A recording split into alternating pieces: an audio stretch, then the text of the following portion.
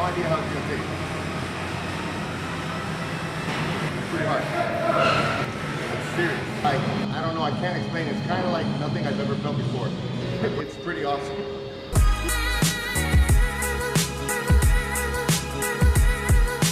Very powerful. The strength of the ketone esters. Awesome performance enhancer. For me, it is the real deal. You know, there's just no way around it. Awesome.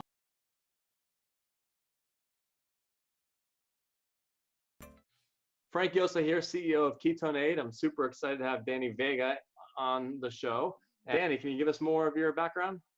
Well, so I was, a college football player and, a strength and conditioning coach. That's what I started my career doing that. I was the head strength coach for VCU basketball in Virginia. I started doing keto June of last year. I have never cheated. I got really, really into it, obviously, from all the benefits I was seeing. And about August of last year, I got involved with Brian Williamson, Keto Evangelist, and I became his co-host for the Ketogenic Athlete. And since then, it's moved so quickly. I'm also on the Keto Evangelist team, and we're about to do just a bunch of amazing projects we got going on. So yeah, that's pretty much a short background on me. Great, yeah. So I saw your one of your keynote speeches at the event. Got a lot of cool talk up, yeah. Yeah, that's my freebie. I tell everybody that's my freebie. I got to talk about myself. Now the next time I actually have to say something. Right. So I sent you one of the drinks. Had you heard about it? Had you had any expectations based on what it was supposed to do and based on flavor? So the flavor thing, I did have quite an idea because I know, from hearing from Dr. D'Agostino and Peter Attia. And so I was like, okay, when you have that, you manage those expectations, you kind of know that it's not going to taste great. As far as, hearing about it, I knew for a fact that it was going to be much more powerful. I knew that just from the science, when Dr. D'Agostino talks about all the therapeutic uses, the esters are always what's much more effective and where you see like the good outcomes, right? Significant, versus like the salts. As far as hearing about it recently, Albert Sykes and I, if you haven't noticed by now, we're like, major bromance, and we talk every day. And so he's like, hey, he texted me and he said, hey, I got a little surprise for you. And then he sends me a picture. I'm like, get out of here. I was like really excited for him. And then he told me after that he had an awesome squat workout and it worked really well. So, and then right around the same time is when you reached out to me and I was like, oh, that's great. Well, I'm definitely going to try this. Great. Awesome. Yeah. So I sent you some. Well, you told me that it was 60 yeah. milliliters. Yeah. 60 because milliliters. I wanted to give you the same amount that I gave Robert. So. Yeah. And did you tell me that he only took 30? I forgot to ask him about that. He took, I sent him a 30 and a 60. So he was the first person. Okay. Normally you have to do glucose and ketones. That's the normal protocol. You have to have the dual fuel. Otherwise, what happens with non-keto athletes is that the ketones just replace glucose and your glucose numbers drop. So you're just swapping one fuel for another. And the net gain is indistinguishable. Gotcha. And so in the protocol, I was going to have him, chug 60 grams of glucose, but I felt so bad because he'd been 2 to 3 years. Yeah. I said, and that's like a no-go for us. Right. So I said, you know what? And he was willing to do it. But I said, you know what? I respect your diet too much. Why don't we just call it science? If it doesn't work, just don't yell and scream that it didn't work without saying, hey, I didn't follow the protocol. Like you can say it didn't work, but make sure you disclose. Yeah. Doing 2 batches, a 30 and a 60, because I wasn't sure whether keto people might need to use less, significantly less. Mm-hmm. So he tried that. The 30, I think he said felt good. Maybe an above average workout. Fine. It was good. But then the 60 is when he started blowing out the PRs. I mean, would you like me to go into my experience? Yeah. So I woke up this morning and, my blood sugar was 76 and my ketones were 3.2. So my ketones were already high. There's nothing that I could do.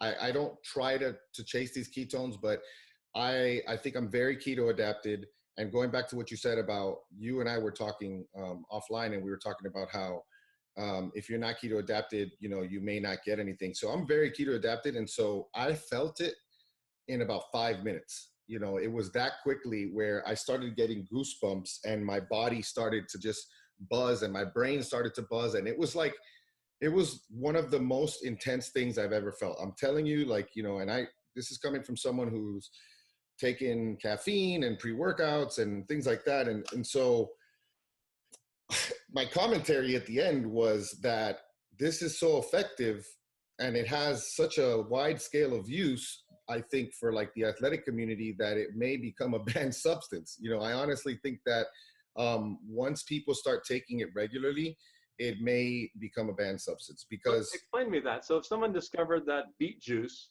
was a legal performance enhancer, would they ban beet juice? No, I know, but you know, the thing is,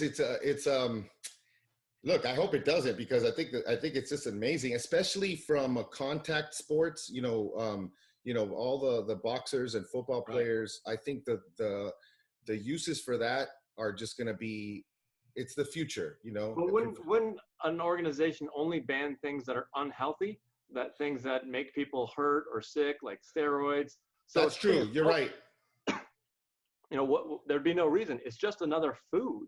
And what are you going to do? Stop everyone from having a 5-day fast? Like, that athlete had a 5-day fast. He cannot perform in this, you know, competition. He's out of here. You're right. 3 to 4. Like, so if it's not under the grounds that it's a unfair playing field, if it's only under the grounds that it's unhealthy, then of course, then there's no risk. The only thing that the only reason why I was saying that is because my brain felt like it was in a hyperdrive, and I had to stop my workout at 2 hours because I have a job, you know? Right. So like I could have kept going and going and going and going. I think, just to fast forward to what I said at the end, because I'll be releasing a video of my own. If you want to sit down and write a book, you take this and you get going, and it is just, it's not so you're dirty. Talking mental now. You're not even talking about your lifting. On a lifting. So what I said is, because I'm not sure what the price point's going to be. So, so if from a lifting standpoint, if the price point is high, because understandably it's a very effective product, I would say for someone who's doing a testing day where they're testing like 1 rep maxes or just rep maxes, or even, you know, any type of day where you feel like, or maybe a competition day. And of course you would take it in training on a simulated competition day to make sure that, you know, your body agrees with it. On a very important day like that, that would be it. If the price point isn't outrageous, then I mean, I don't see why someone couldn't take this all the time, especially when you start to think about, now we're in theoretical land now. And one of the things that I'm really interested in looking at, and one of the things that I've talked with the guys at ASPI about, is the increase of MCT transporters with constantly elevated ketones. When your ketones are elevated on a regular basis for so long, there's only so many MCT transporters. So you have to basically, your body has to adapt and create more MCT transporters. So now I think that's what's happened to me, because I took exogenous ketones for about 4 months while I was dieting, and my ketone readings continued to increase. And those are supposed to blunt endogenous ketone production. And I know that wasn't happening because I was taking them as a pre-workout at 4:30 in the morning before training. And my nighttime readings were at 5 and 3 and regularly high. At the end, they were as high as I told you earlier, as 6 or 7.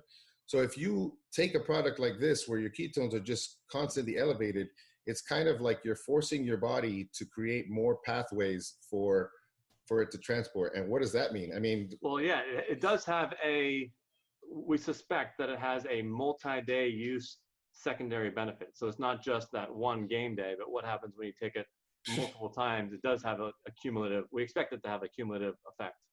Yeah. So, I mean, of course, when you just think about, if you understand the diet and you understand what ketones do for your mitochondria, what ketones do for, I mean, we're talking about ketones for strength. And I'm glad that you're looking for people from a strength and a hypertrophy standpoint, because the dogma is so strong in this area. People just think that you need carbohydrate, and it's just not bearing out at all in the literature, that in the stuff that Dr. Wilson is doing, in the stuff that, you know, other Dr. Finney has done. We've seen Paoli, Dr. Paoli has done some stuff with gymnasts.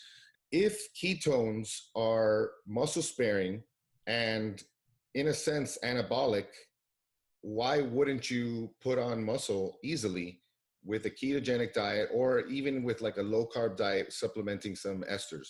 Right. Yeah. You know? I mean, your recovery also would just be phenomenal. The next day, you could do the same workout that you just did. Well, maybe a day or two later. Yeah. Do more sets per week, and what does that do for muscle growth?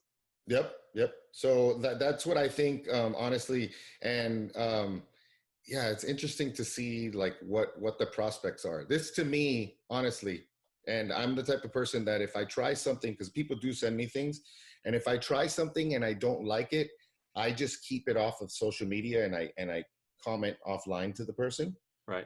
So you won't see my timeline on my social media just full of stuff, because it's just, that's not how I operate. There's a handful of products that I really do think are great. There's things that I use for my kids that help us maintain a ketogenic lifestyle with the kids, because we do it with them. And it makes our lives easier. You can go ahead and mention them. Go ahead. A company called Personal Trainer Food, that they have non-keto stuff and they have keto stuff. And we have worked with them and done, like, we have like an affiliate thing with them going, that I'm not directly affiliated with it, but I do get free food. And we've done that. And it's awesome, because with the kids, we just we microwave the food. It's real food. It's not like freeze dry. It's not, crap and, powdered eggs. And so we do that. And there's just a bunch of stuff that we've kind of taken here and there to use it as a tool. From a performance standpoint, there was a nootropic that I recently tried, and the guy just launched, and it's really good. There's no sweeteners or anything like that, and it's just simple, and it's only 90 milligrams of caffeine, so you know that it's actual. And you look at the ingredients list, and these are proven nootropics that work, and you feel it, and it gives me a brain boost. But other than that, I don't really go out of my way to try to, because I want people to trust when I tell them, right, yeah, this is good, Word. So have you tried a lot of the ketone salts, and was it similar, multiplied of that, or just completely different? Well, for me, like when people ask me about ketone salts, I think it comes down to, a lot of them are pretty much the Go BHB. So exactly. It's amazing that you say that. 90% of the companies, you just look at the fine print and it says Go BHB. That means that they're all redistributing the same product. Yeah. And so like what it comes down to at that point is price point and taste. Yeah. That's honestly the difference. I don't feel any different. And I've never tried Prove It, just because they're super overpriced, and I'm not a fan of their marketing model. So I've never tried their stuff, but I've tried Ketologic. Ketologic is great. I've tried a bunch of different ones. Well, can I tell you something? They're a competitor. If you were to try any ketone salt, it would be the Biomax. Biomax. Okay. Is that because it's not, what is it? The only one that's, it's the only one that is more non-racemic. So it's not okay. But what they did was, most of the products out there have 12 grams of DL, which is really 6 grams of D, and that's the only part that does anything. Some have even debated that you waste some of the D energy burning off the L, so it's effectively like 5. And then what Biomax did is they put in about 8 grams of D. So they didn't do the 12, but they do 8. So you've got 2 benefits. You've got half the salt per BHB. So that means you can take twice as much. And it's the D form. So as much as you might not like the multi-level marketing, if you're going to try something that's different than the Go BHB, it would be that. Now, gotcha. The downside is get the caffeine free, so you know what you're getting. The feeling isn't something else. And it does have a lot of taurine in it. Are you feeling the taurine? Are you feeling the ketones? But what you had was 60 grams. And the Prove It is 8 grams. And all the racemic other stuff is 6 grams. So it's like 10 packets of that stuff. So you're talking about if the cost is lowered. So we're actually hoping to launch for less than the non-racemic salts on a gram by gram basis.